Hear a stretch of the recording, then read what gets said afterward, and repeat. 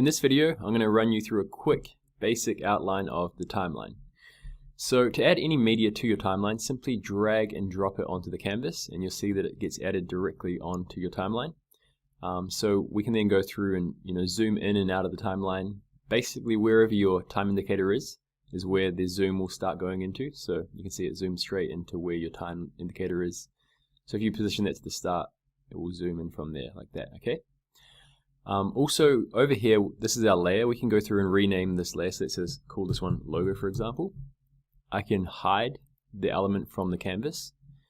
I can then go ahead and show that. I can also lock the element so that now I can't select it. And this is great when you've got a whole bunch of elements on your canvas and you just want to work with certain ones without having them moved if you already add your element in place.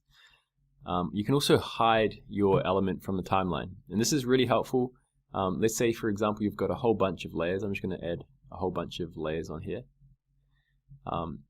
So let's say you've got all these elements here and you've made your scene and you're happy with them, but you don't want to edit them anymore. So what you could do is you could either lock them all and then hide them, or you could just simply click on this icon here like this and select the layers that you want to hide from the timeline and click on this icon here, and you can see now that it's hidden these layers from the timeline, but it's still visible on the actual video.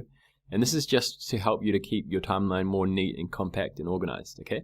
So if you want to see those layers again, you simply click on that icon, and if you want to unhide them from your timeline, just deselect those ones and you'll see you've got them back here again, okay?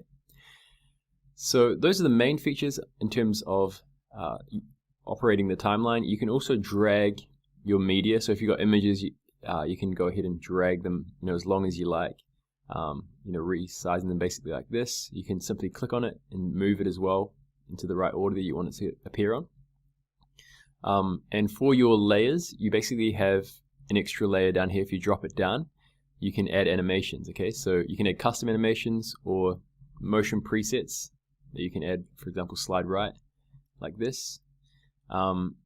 And you can adjust the duration of your animation by simply clicking and dragging like that. So if I delete this one, right click delete, I can go through and add a different animation, let's say scale, and I could then go through and make it smaller.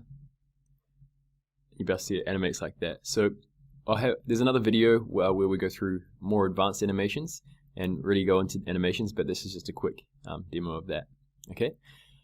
Also, if you've got all these tracks open, I'll just unhide these ones. So often, like when you're animating elements, you can see like we've got different tracks open, and it's quite big. Okay, so what you can do is collapse all these tracks by clicking on this icon here.